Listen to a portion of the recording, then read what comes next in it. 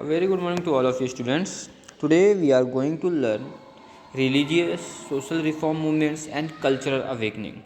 This is your chapter number 9 and here you are going to study about some social reformers and their works. आज हम इस chapter में पढ़ने वाले हैं जो हमारे सोशल रिफॉर्मर्स थे, समाज को सुधारने वाले, जिसे हम लोग समाज सुधारक बोलते हैं। उनके क्या काम थे, उन्होंने क्या क्या किया, किस प्रकार से समाज में चेंजेस लाए, आज हम इनको पढ़ेंगे। The religious and the social reforms had significant roles in Indian history in 19th century. 19th century में जो इंडियन हिस्ट्री है वहाँ पे सोशल रिफॉर्म्स और रिलीजियस रिफॉर्म्स के बहुत इंपॉर्टेंट रोल्स थे। Various factors were responsible for beginning of the religious and social changes in India. बहुत सारे फैक्टर्स ऐसे थे जिनके कारण ये रिलीजियस और सोशल चेंजेस हुए। It is known as renaissance period. इस पीरियड को हम ऐसा बोल सकते हैं कि इस पीरियड में कुछ ऐसे तत्व हुए, ऐसे फैक्ट आए जिसके कारण जो सोशल इन्वायरमेंट था और जो रिलीजियस इन्वायरमेंट था उसको चेंज करना हुआ। Indian society was replete with evils like untouchability, sati system, plight of Dalits, human sacrifice, custom, drinking, etc., which led the society to the verge of degeneration. The situation forced the inactual Indians to begin a reform movement. अब हमारे India में पहले भेदभाव होता था, बहुत ज़्यादा सती system हुआ करता था, छुआछूत वाले सिस्टम चलता था, ह्यूमंस को सेक्रीफाइस कर दिया जाता था।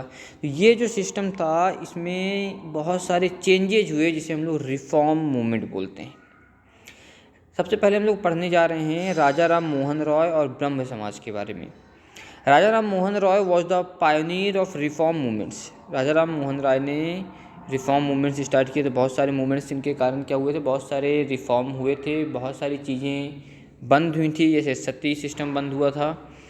He is also called father of social reforms in India. उन्हें सोशल रिफॉर्म्स का फादर भी कहा जाता है। His ideas had greater impact on the reform movements in 19th century. उनके जो आइडियाज़ थे, जो विचार थे, उनका जो रिफॉर्म मूवमेंट्स था 19th सेंचुरी में, उसमें बहुत इफ़ेक्ट भी था। राजाराम मोहन रॉय फाउंडेड द ब्रह्म समाज इन 20 अगस्त 1828। ब्रह्म समाज की स्थापना राजाराम मोहन रॉय ने की थी 20 अगस्त 1828 में। The members of Samaj gathered on every Saturday to recite the Upanishads. उस समाज के जो लोग हुआ करते थे वो हर सैटरडे को इकट्ठा होते थे और उपनिषद को पढ़ते थे। After studying religious literatures of different religions, he came to the conclusion that all religions had one God. जब उन्होंने बहुत सारे रिलीजन्स, जितने भी रिलीजन हैं, हिंदू, मुस्लिम, सिख, ईसाई, जो भी रिलीजन थे उस समय के सारे रिलीजन, जितने भी लोग थे, उन सभी के जो लिखी गई पुस्तक थी, उनके जो आइडियल्स थे, जो वर्शिप थे और जो भी लिटरेचर्स हुआ करते थे रिलीजन बेसिस पे, उन सभी को पढ़ने के बाद उन्होंने एक कंक्लूजन निकाला। उन्होंने क्या कहा कि हर एक समाज का या हर एक रिलीजन का जो भगवान है वो एक ही है। He wrote books in Bengali, Hindi, Sanskrit, Persian and English and also started 2 newspapers, one in Bengali and the other in Persian. उन्होंने बहुत सारी बुक्स भी लिखी, बंगाली में लिखी, हिंदी में लिखी, संस्कृत में लिखी, पार्शियन लैंग्वेज में लिखी, इंग्लिश लैंग्वेज में लिखी। यहाँ तक कि 2 न्यूज़पेपर भी उन्होंने स्टार्ट कराए, एक बंगाली में और दूसरा पार्शियन में। He was against the sati system. Sati system के अगेंस्ट थे वो। He was a stout supporter of widow remarriage and education to all. और वो विधवाओं की शादी कराने के लिए या एजुकेशन के लिए फुल सपोर्ट देते थे अपना। ही कंडेम्ड द कास्ट सिस्टम। उन्होंने कास्ट सिस्टम का भी विरोध किया था। ही एडवोकेटेड फ्रीडम फॉर ह्यूमैनिटी। उन्होंने ह्यूमैनिटी की फ्रीडम के लिए वकालत भी की थी। मीन्स उन्होंने अपने विचार भी रखे थे और उसके लिए लड़ाई भी की थी। यहाँ पे कोर्ट में जाके वकालत नहीं की थी, यहाँ पे वकालत करने का मतलब उन्होंने अपने विचारधाराएं रखी थी और उसके लिए लड़े थे। He was a great educationalist. वो बहुत अच्छे एजुकेशनिस्ट भी थे। He welcome the modern and western education system. उन्होंने मॉडर्न सिस्टम को और वेस्टर्न जो एजुकेशन सिस्टम था दोनों को खुशी खुशी अपनाया था। William Bentinck impressed by his efforts banned the Sati system in 1829। जो विलियम बेंटिक थे वो उनके एफर्ट से बहुत खुश हो गए थे और उन्होंने सती सिस्टम को 1829 में बैन कर दिया था और एक लॉ पास किया था जिसमें सती सिस्टम को एज अ क्या किया था, क्राइम डिक्लेयर किया गया था। ही डाइड इन 1833 और 1833 में उनकी डेथ हो जाती है। इसके बाद हम लोग बात करते हैं स्वामी दयानंद सरस्वती एंड आर्य समाज। दयानंद सरस्वती और आर्य समाज के बारे में अगर हम लोग बात करें, दयानंद सरस्वती फाउंडेड द आर्य समाज इन 1875। दयानंद सरस्वती ने आर्य समाज की स्थापना 1875 में की थी। He propagated back to Vedas as they are only source of truth.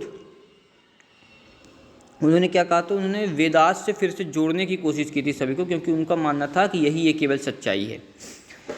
And ask people to remove his the ignorance and welcome knowledge. और सभी लोगों ने कहा था कि अपने इग्नोरेंस को हटाओ और जो नॉलेज है, जो ज्ञान है, उसको स्वीकार करो।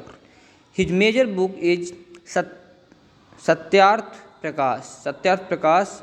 आर्य Samaj played a major role in the social, religious, literacy and the educational field in India। Arya Samaj ने अपना एक मेजर रोल निभाया था, एक बहुत अच्छा सपोर्ट किया था किसको, सोशल, रिलीजियस को, लिटरेसी को और एजुकेशनल फील्ड में अपना एक बहुत इंपॉर्टेंट रोल भी निभाया था। He passed away at the age of 59 years. और जब वो 59 साल के हुए तब उनकी डेथ हो जाती है। नेक्स्ट हमारे आते हैं महादेव गोविंद रनादे एंड प्रार्थना समाज। इंस्पायर्ड बाय द ब्रह्मो समाज, महादेव गोविंद रनादे फाउंडेड द प्रार्थना समाज of Bombay in 1867।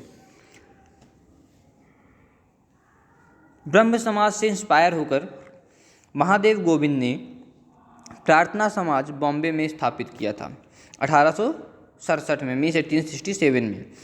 Two other active participants of the समाज were रामकृष्ण गोपाल भंडारकर and आत्माराम पांडुर नाग। दो और भी इम्पोर्टेंट लोग थे, एक आत्माराम और दूसरे रामकृष्ण गोपाल। द प्रार्थना समाज work for improving the status of women and advocated window remarriage. प्रार्थना समाज ने महिलाओं के स्टेटस को सुधारने के लिए काम किया था और रीमैरिज, जो विधवा होती थी, उनकी दोबारा शादी कराने के लिए भी उन्होंने प्रस्ताव रखे थे या उसको सपोर्ट किया था। Ranade believe that education was important bringing about awareness in the society जो and led emphasis on women's education. Ranade का मानना था कि जो एजुकेशन है वही एक ऐसी चीज़ है जो सोसाइटी के अंदर जागरूकता पैदा कर सकती है। He opposed caste system and untouchability and was a great advocate of Hindu-Muslim unity। उन्होंने कास्ट सिस्टम का विद्रोह किया था और अनटचेबिलिटी का विद्रोह किया था, और वो हिंदू मुस्लिम यूनिटी को लेकर के सबको नारा भी बताते थे और सबको ये कहते थे कि हिंदू मुस्लिम एक हैं, उसकी यूनिटी को एडवोकेट भी किया करते थे।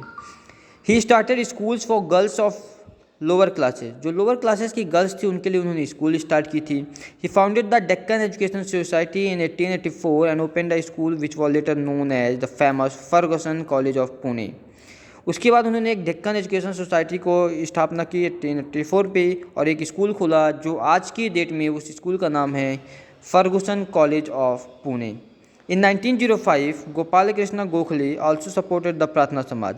इसके बाद 1905 में गोपाल कृष्ण गोखले जो थे उन्होंने भी प्रार्थना समाज को सपोर्ट किया था। इसके बाद बच्चों हम लोग नेक्स्ट वीडियो में पढ़ेंगे ज्योतिबा फुले और सत्यशोधक समाज के बारे में। Okay, thank you students.